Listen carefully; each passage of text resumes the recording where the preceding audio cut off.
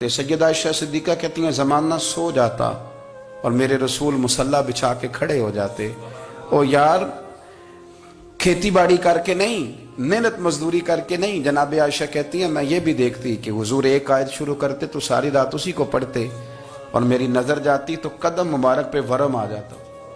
یار نماز پڑھ کے اتنی مشقت کر کے اتنی جد و جہد کر کے ورم آ گیا، یا رسول اللہ اتنی محنت کیوں کرتے ہو؟ فرمایا افلا اکون عبدا شکورا، کیا میں اپنے رب کا شکر گزار بندہ نہ بنوں؟ صحابہ کا ذوق عبادتوں کا، ریاضتوں کا، تلاوتوں کا، طبیعت ہے ان کی، وہ ایک دوسرے کو، حضرت مولا علی شیر خدا کرم اللہ تعالی وجہہ الکریم کے زمانے میں روم کے بادشاہ نے کہا یار یہ مسلمانوں کا پتہ تو کرو، یہ آخر کیوں اتنے زیادہ مجاہد ہیں؟ اس زمانے میں جاسوس بھیجنے کا مزاج تھا، اب تو جاسوس پکڑا جاتا ہے، اب تو جاسوس ہے، اور جاسوسی کا شوق ویسے آج بھی ہے۔ عرض کروں تھوڑی سی بات اس عنوان سے، پتہ ہے کیا ہمارا مسئلہ ہے؟ ہم جہاں جاتے ہیں نا وہاں تھوڑی خوشبو سونگنے کی کوشش کرتے ہیں، وہ کیا ہے تو یہ کیا ہے تو ادھر کیا ہے تو تھوڑا سا ادھر کیا ہے۔ میرے رسول پاک پڑھیے درود شریف، سارے پڑھیے ذرا زور سے، صلی اللہ تعالی۔ نبی پاک علیہ السلام نے فرمایا جاسوسی نہ کرنا ورنہ تم بندوں کو خراب کر دو گے، اور فرمایا اس طرح نہ ہو کہ تم کسی کے آپ کھول نہ نکلو تو تمہارے پہلے کھول جائیں۔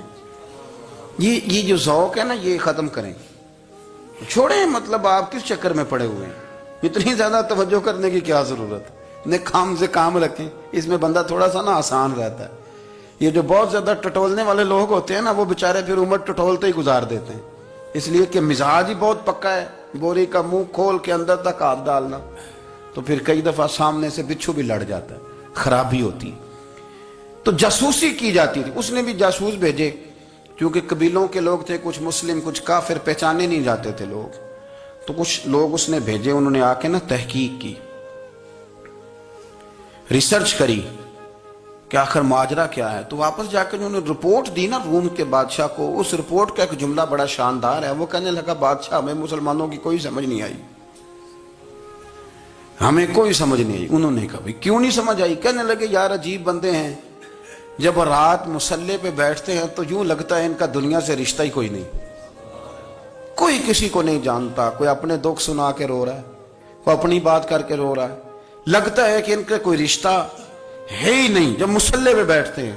اور فرمایا جب سویرے یہ جہاد کرنے نکلتے ہیں تو لگتا ہے ان سے زیادہ دلیر ہی کوئی نہیں، حالانکہ جو مصلوں پہ رونے دھونے کے لوگ ہوتے ہیں وہ کئی دفعہ جہاد میں کام نہیں کرتے، لیکن عجیب لوگ ہیں کہ رات کے راہب ہیں، دن کے مجاہد ہیں، کوئی سمجھ نہیں آتی۔ میرے عزیز ان لوگوں نے مصلی آباد کر کے رکھا، تلاوتیں ان کا ذوق رہی، منظر روز پڑھنا، اسباق پڑھنا، وظائف پڑھنا، یہ ان کا ذوق رہا۔ اعلیٰ حضرت بریلوی رحمت اللہ نے 1000 کتاب لکھی ہے، لیکن الوظیفۃ الکریمہ کے نام سے جو وہ صبح و شام وظائف پڑھتے تھے وہ الگ انہوں نے ان کو بیان کیا، پابندی کے ساتھ اپنی اللہ اللہ کرتے تھے۔ شیخ شہاب الدین سہروردی رحمت اللہ علیہ اس پر ایک بندے نے اعتراض کیا، اس نے کہا جی آپ کس قسم کے صوفی ہیں، مرید بیٹھے ہیں اور آپ وہاں نفل پڑھ رہے ہیں؟ یہ بھی بڑا مسئلہ ہوتا ہے نا، جو بندہ ملنے آتا ہے وہ اپنے ٹائم کے حساب سے آتا ہے، اور پھر اس کا یہ بھی خیال ہوتا ہے کہ پیر صاحب جو ہیں وہ چونکہ درویش ہیں تو نہ انہیں روٹی کھانی چاہیے نہ سونا چاہیے، چونکہ وہ درویش ہیں، اور ہم چونکہ درویشوں کے ماننے والے ہیں لہذا ہمارا یہ طریقہ ہونا چاہیے کہ جیسے ہم کہیں درویش ویسے ہی کر جائے، حالانکہ جس کو آپ درویش کہیں گے آپ اس کی مانیں گے، آپ منوائیں گے نہیں، ہمارا مزاج ہوتا ہے۔ شیخ شہاب الدین پر لوگوں نے اعتراض کی، حضور لوگ ملنے آئے ہیں، زیارت کرنے آئے ہیں، یہ بندے دعا کرانے آئے ہیں، اللہ اللہ کرانے آئے اور آپ نفل پڑھ رہے ہیں، کیا جملہ ہے، کیا حسن ہے، کیا خوبصورتی ہے۔ فرمانے لگے رب رسول سے مانگنے کے لیے مصلی بچھایا ہے، اگر وہاں سے مانگوں گا نہیں تو تمہیں دوں گا کیا؟ پہلے مجھے کچھ لے تو لینے دو، اگر میرے پلے کچھ ہے ہوگی تو آگے دوں گا نا، تو میں مانگنے گیا تھا کہ یا اللہ دے تیرے بندے لینے آئے ہیں، دے تو میں کچھ لوں گا تو آگے دوں گا نا، لیکن ہمارا یہ سٹیٹس، یہ مزاج، یہ شعور نہیں ہے۔ گپیں، کہانیاں، داستانیں، گفتگو، خطابت، واز، کیا بات، لیکن اگر کچھ کرنے کا کام ہو تو وہ نہیں ہم سے ہوتا۔ میرے نبی کریم علیہ السلام نے مصلی سے دل لگانے کا درس دیا، حضور نے توجہ دلائی، صحابہ اس ذوق کے حامل لوگ تھے وہ کوشش کرتے تھے جناب صدیق اکبر رضی اللہ تعالیٰ عنہ کا عبادت کا مزاج ہمیشہ قائم رہا. حضرت عمر فاروق ساری رات اللہ کے حضور کھڑے رہے. حضرت عثمان غنی رضی اللہ تعالیٰ عنہ عشاء کی نماز پڑھ کے 2 رکعتوں کی نیت باندھتے تھے. 15 سپارے پہلی رکعت میں پڑھ دیتے تھے اور 15 سپارے قرآن مجید کے دوسری رکعت میں پڑھ دیتے تھے. آپ نے نا حضرت عمر فاروق کے وصال کے بعد ان کی ایک بیوہ سے نکاح کیا. حضرت عثمان غنی نے نکاح کیا. وہ خاتون آپ کے نکاح میں آئیں تو عرض کرنے لگی امیر المومنین میرے لیے اعزاز تو بہت ہے کہ میں امیر المومنین کی بیوہ تھی تو امیر المومنین کی منکوحہ ہو گئی ہوں، لیکن حضور نہ تو میں جوان ہوں کہ میرے اندر رغبت ہوتی اور نہ میں اب اس قابل ہوں کہ کوئی خدمت کر سکوں، میرے ساتھ نکاح کی وجہ کیا بنی؟ تو عثمان غنی رو پڑے. فرمانے لگے میں نے عمر فاروق کو مسجد میں اپنے رب سے ڈرتے ہوئے دیکھا ہے، میں نے اسے روتے ہوئے دیکھا ہے، عدل کرتے دیکھا ہے، انصاف کرتے دیکھا ہے، امت کی خیر خواہی کرتے دیکھا. تمہارے ساتھ نکاح اس لیے کیا ہے کہ تم مجھے یہ بتاؤ کہ عمر فاروق گھر کے اندر اپنے رب کو کیسے راضی کرتے تھے، گھر کے اندر کیسے راضی کرتے تھے، وہ طریقے بتلاؤ، تم بتاتی جانا اور میں بھی اسی طرح گھر میں عبادت کروں. میرے رسول کریم علیہ السلام نے ارشاد فرمایا، حضور فرمانے لگے جس گھر میں اللہ کا ذکر ہوتا ہے وہ گھر زندوں کا ہے، اور جس گھر میں رب کریم کا ذکر نہیں ہوتا وہ گھر زندوں کا نہیں ہے. گھر نا ہم نا کتابوں میں پڑھتے ہیں کہ ایک بزرگ کہتے ہیں، حضرت فضیل بن عیاض کہتے ہیں کہ میں ایک گلی سے گزر رہا تھا تو گھر کے اندر کسی قاری صاحب نے قرآن کی آیت پڑھ دی ولی من خاف مقام ربہ جنتان. میں تے میرے کانوں سے ٹکرائی تو اللہ نے میری کایا ہی پلٹ دی، میں توبہ کر گیا. اب گھر کے اندر سے آواز آئے تو صحیح نہ تلاوت کی، پر اندر سے آواز آتی نہیں، یا ڈیک بجنے کی آواز آتی ہے، یا ٹی وی چلنے کی آواز آتی ہے، یا دھوم مچانے کی آواز آتی ہے. عبادت کا وہ جو خاص شوق تھا، وہ جو حسن تھا، وہ جو توانائی تھی، وہ جو بات تھی. ایک جگہ پہ ہم بیٹھے تھے تو وہاں ایک صاحب آئے اور انہوں نے آتے ہی کہا کہ مہربانی کریں ذرا مجھے مصلی دے دیں، میرے نہ کچھ نفل رہ گئے. تو میں نے وضو کر لیا تو کوئی مصلی مل جائے. مصلی انہیں دے دیا گیا، وہ مصلی لے کے چلے گئے تو پیچھے ایک صاحب نے تبصرہ کیا، کہنے کتنا ریاکار بندہ ہے، لوگوں کو دکھا رہا ہے کہ میں نفل پڑھتا ہوں، ہے کو بات کرنے والی. میں نے اسے کہا، میں نے کہا تو مہربانی کرنا اس طرح کی ریاکاری تو بھی کر، پکڑ مصلی اور جا تو بھی تھوڑی ریاکاری کر کے آ، اٹھ ذرا شکر کر کوئی یہ ریاکار بھی ملا ہے، کوئی نفل پڑھ کے ریاکاری کر رہا ہے. اللہ کا میں کہتا ہوں کو پڑھے تو صحیح نہیں، یہ کوئی دور ہے نفل پڑھنے کا، اس میں تو لوگوں کا مزاج ہی نہیں، طبیعت ہی نہیں. میں نے کہا چل مہربانی کر یہ لے مصلی اور تو بھی جا تھوڑی سی یا کر یا ریاکاری کرو تو صحیح نا، مزاج ہی نہیں، ذوق. جمعے کی نماز پڑھ کے یوں دنیا بھاگتی ہے، او ہو پتہ نہیں کون سی پیچھے آگ تھی جو بجھائی جائے گی. اور آج تک لوگ مسئلہ پوچھ رہے ہیں کہ جمعے کی بعد والی سنتیں کتنی ہوتی ہیں. میں نے کہا کتنے سال ہو گئے جمعہ پڑھتے، کتنے سال ہو گئے، ابھی تک سنتوں کا نہیں پتا، ابھی تک نہیں علم کے پہلے کتنی رکھتے ہیں اور بعد میں کتنی رکھتے ہیں. فجر کی سنتیں کب پڑھنی چاہیے، سنو فجر کی سنتوں کے بارے میں. میرے رسول کریم سید عالم صلی اللہ تعالی علیہ وسلم سے ایک صحابی نے پوچھا تھا، حضور میری فجر کی سنتیں رہ گئیں یا رہ جاتی ہیں تو حکم کیا ہے، کیا انداز ہے حضور کا. بخاری مسلم کے لفظ سنو، حضور سید عالم صلی اللہ علیہ وسلم فرمانے لگے، اس نے کیا پوچھا تھا، حضور جواب کیا دیتے، فرمایا فجر کی سنتیں کبھی نہ چھوڑنا، فجر کی پہلی 2 سنتیں کبھی نہ چھوڑنا. یا رسول اللہ صلی اللہ تعالی علیہ وسلم میری رہ گئی ہیں، رہ جاتی ہیں. فرمایا فجر کی 2 سنتیں نہ چھوڑنا، فرمایا فجر کی پہلی 2 سنتیں مجھے دنیا اور دنیا کے اندر جو کچھ ہے وہ سب سے زیادہ پیاری ہے. فجر کی 2 سنتیں دنیا اور دنیا میں جو کچھ ہے مجھے وہ سب سے زیادہ پیاری ہیں، اس لیے فجر کی سنتیں نہ چھوڑنا. اپنا ذوق، اپنی طبیعت، ہم نے نا ذوق غلط بنا لیا ہے.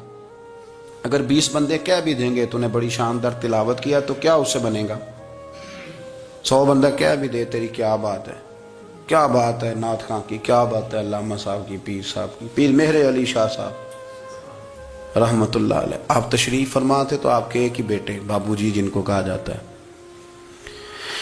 جس دن صاحبزادے پیدا ہوئے تو خادم نہ وہاں سے نکلا. ان لوگوں کے شوق اور طرح کے تھے نا تو ان کی توجہ بھی اپنے شوق کی طرف رہتی. تو خادم نکلا اندر سے، پیر صاحب مبارک ہو، پیر صاحب مبارک ہو، پیر صاحب مبارک ہو، پیر صاحب مبارک ہو، شور کر رہے ہیں. تو پیر صاحب کو وجد ہو گیا، اللہ اکبر اللہ اکبر اللہ، وہ کیا ہوا، کس بات کی مبارک دے رہے ہو؟ عرض کی حضور اللہ نے بیٹا دیا ہے۔ تو آپ فرمانے لگے اچھا حضور آپ کیا ہوا، آپ تو پریشان ہو گئے۔ فرمانے لگے جب تو نے 3 دفعہ کہا نا میرے علی کو مبارک ہو، تو میں سمجھا تھا شاید تجھے کسی نے بتا دیا ہے کہ میرے علی سے اللہ راضی ہو گیا۔ میں سمجھا تھا کہ شاید تو یہ خبر لے کے آیا ہے کہ کسی نے بتایا ہے کہ مجھے آج خبر ملی ہے کہ میرے علی سے رب اچھا پتر ہوا ہے، الحمدللہ اللہ کا شکر ہے، پر میرے لیے مبارک کا دن وہ ہوگا جب میرا رب کہے گا کہ میں مہر علی سے راضی ہوں، میرے محبوب کہیں گے کہ میں مہر علی سے۔ آپ بات کو سمجھیں، شوق ہی کسی اور طرف تھا، دل ہی کہیں اور لگا ہوا تھا، طبیعت ہی کہیں اور مائل تھی۔ کوئی وظیفہ پوچھتے تھے تو پڑھتے تھے وہ لوگ، کچھ اللہ اللہ انہیں بتائی جاتی تھی تو کرنے کا ذوق رکھتے تھے، طبیعت تھی، قائل تھے۔ حضرت ربیع کہتے ہیں میں بڑی دور سے سفر کر کے گیا حضرت اویس کرنی سے ملنے، بڑی دور سے، اور جب میں پہنچا تو فجر کا وقت تھا، تو حضرت اویس کرنی کو میں نے پا لیا، تو وہ نماز پڑھ کے نا قرآن شریف لے کے بیٹھ گئے۔ فرماتے ہیں اشراق چاشت کا وقت ہوا تو نفلوں کی نیت باندھ لی۔ محدث ابن الجوزی نے لکھا ہے، فرماتے ہیں پھر جب زوال کا وقت ہوا تو مسجد میں جھاڑو دینے لگ گئے، زور کی نماز پڑھ کے تو عصر کی تیاری تک وہ مسجد میں بیٹھے رہے۔ اور میرے نبی پاک علیہ السلام نے فرمایا جو نماز کے انتظار میں بیٹھا ہو وہ نماز ہی میں ہے، وہ نماز ہی میں ہے۔ فرمایا میری دنیا میری امت کی جو رہبانیت ہے نا وہ اتنی ہے کہ نماز کا انتظار کرے، اذان کے بعد نماز کا یہ راہب ہے، یہ اس وقت چھوڑ کے بیٹھے ہیں سارا کچھ۔ فرماتے ہیں عصر تک انہوں نے اللہ اللہ کی، پھر مغرب تک کی، عشاء کی نماز ہوئی تو نماز پڑھی تو وہ تھک گئے، اب مجھے وہ فارغ ہوں مصلی چھوڑے تو میں ملاقات کروں نا۔ یہ آپ حیران نہ ہو کہ اتنی دیر بندہ کیسے اللہ اللہ کر، ہم نے کی نہیں نا اس لیے ہم پریشان ہیں، جو عادی ہوتے ہیں وہ کر بھی لیتے ہیں، وہ یہ کام۔ میری بات کی سمجھ آ رہی ہے؟ جب جاتے ہو کسی دفتر میں تو 8 گھنٹے کھڑے رہ لیتے ہو نا، مجبوری ہوتی ہے تو کھڑے رہا جا سکتا ہے۔ پاسپورٹ کے دفتر بولیے، امیگریشن کی لائنوں میں، اور میں نے تو امبیسیوں میں بندے 12 گھنٹے پہلے جا کے کھڑے دیکھے، رہ لیتے ہیں کھڑے۔ تو اگر ان کاموں کے لیے رہا جاتا ہے تو اللہ رسول کے لیے بھی کھڑے رہا جا سکتا ہے۔ تو فرمانے لگے کہ جب عشاء کی نماز کے بعد آخر انسان تھے، تھک گئے، نیند کا غلبہ ہوا تو تھوڑی ایسے آنکھ بند ہوئی تو کھلی تو رونے لگے۔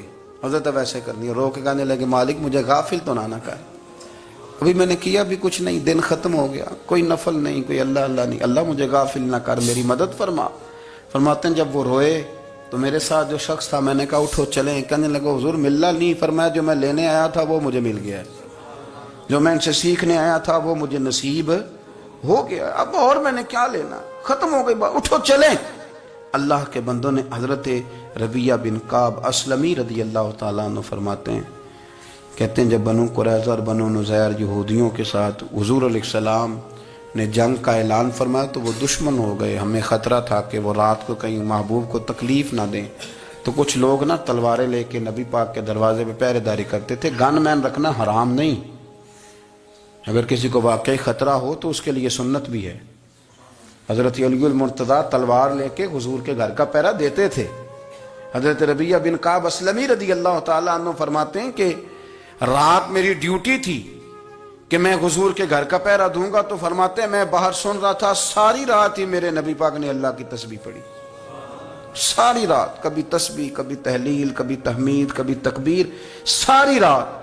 فرماتے ہیں ساری رات حضور پڑھتے رہے اور ساری رات ہی میں سنتا رہا، مجھے اونگ آ گئی، میری آنکھ لگ گئی، حضور ابھی پڑھ رہے تھے، میں تھک کے سو گیا۔